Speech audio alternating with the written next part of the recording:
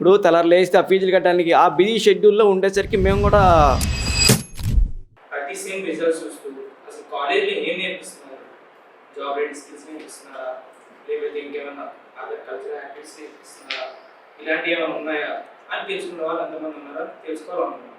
సెమిస్టర్కి ఒక్కసారి మా దగ్గరికి వచ్చి మా పిల్లాడు ఎలా చదువుతున్నాడు, అసలు వాడి బిహేవియర్ ఎలా ఉంది ఏంటని కనుక పేరెంట్ వస్తున్నాడని తెలిస్తే పిల్లాడిలో కూడా 1% భయం ఉంటుంది సార్.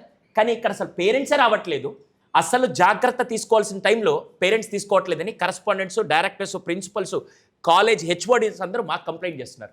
ఇప్పుడు ఆ అబ్బాయి అడిగిన క్వశ్చన్ అది. అసలు జాయిన్ చేసిన తర్వాత చాలామంది రావట్లేదు. దీనికి ఏమంటారు సార్? పేరెంట్స్ మీ వర్షన్ నాకు తెలియాలి. వాళ్ళు వెళ్ళి అడుగుదాం అనుకుంటే కనుక వాళ్ళ పిల్లలు షేమ్గా ఫీల్ అవుతున్నారు సార్. ఏంటి మమ్మల్ని ఇంకా వచ్చి అడుగుతున్నారా అని చెప్పేసి ఫ్రెండ్స్ ముందర ఫీల్ అవ్వడం అన్నది. నేను ప్రిన్సిపల్ మేడం దగ్గరికి వెళ్ళినప్పుడు మా ఫస్ట్ ఇయర్ ఏమైనా ఉన్నాయి సబ్జెక్టులు పాస్ అయ్యంటే అన్నీ పాస్ అయ్యానండి. అసలు మరి మీ ఫాదర్కి చెప్పామంటే చెప్పలేదండి. నేను అడగలేదు. ఇప్పుడు తెల్లారి లేస్తే ఆ ఫీజులు కట్టడానికి ఆ బిజీ షెడ్యూల్లో ఉండేసరికి మేము కూడా వెళ్ళి అడగలేకపోతున్నాం, చేయలేకపోతున్నాం. ఒకవేళ వెళ్ళి అడుగుదాం అనుకున్నా కూడా ఫ్రెండ్స్ దగ్గర అమ్మ చూసేయండి మీ ఫాదర్ అడుగుతున్నారని చెప్పి షేమ్గా ఫీల్ అవడం అన్నది వాళ్ళ ఒక గిల్టీ ఫీలింగ్ వచ్చేసిందని మా యొక్క అభిప్రాయం.